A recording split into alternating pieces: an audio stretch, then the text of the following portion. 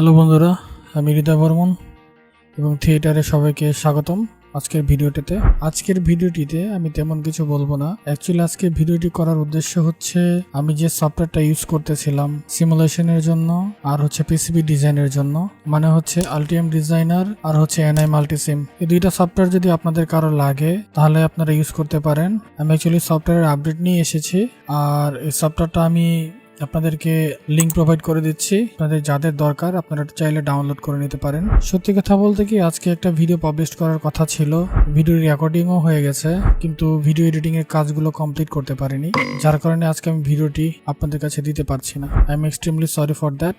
আশা করি আগামী পরশুদিন ভিডিওটি আপলোড হবে। তার কারণ হচ্ছে আমার কাছে ইম্পর্টেন্ট কাজ আছে আগামী কালকে, যার কারণে আমি ভিডিওটি আপলোড করতে পারবো না। আর দুইটা লিঙ্কই আমি গুগল ড্রাইভের ভিতরে আপলোড করে আপনাদেরকে গুগল ড্রাইভের লিঙ্ক দিয়ে দিচ্ছি।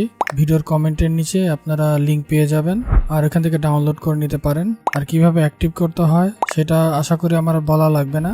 আর তারপরে যদি অসুবিধা হয় আমার সাথে যোগাযোগ করলে আমি কিন্তু আপনাদেরকে সে বিষয়ে হেল্প করতে পারি। পাশাপাশি আমি আরো কিছু ভিডিও করব, যে ভিডিওগুলোর মধ্যে আপনারা দেখবেন যে কিভাবে আলটিএম ডিজাইনারের লাইব্রেরি বানাতে হয়, ফুটপ্রিন্ট বানাতে হয়, স্কিমেটিক লাইব্রেরি সেটা কিভাবে বানাতে হয়, তার পরবর্তীতে ফুটপ্রিন্টের সাথে স্কিমেটিক লাইব্রেরি কিভাবে অ্যাড করতে হয়, মানে সিলেকশন করে দিতে হয় যে এই স্কিমেটিক লাইব্রেরির জন্য এটা হচ্ছে ফুটপ্রিন্ট লাইব্রেরি। আমি সবগুলো জিনিসই আস্তে আস্তে ভিডিওর মাধ্যমে আপনাদের কাছে তুলে ধরবো, যাতে করে আপনারাও কম বেশি পিসিবি ডিজাইন করতে পারেন।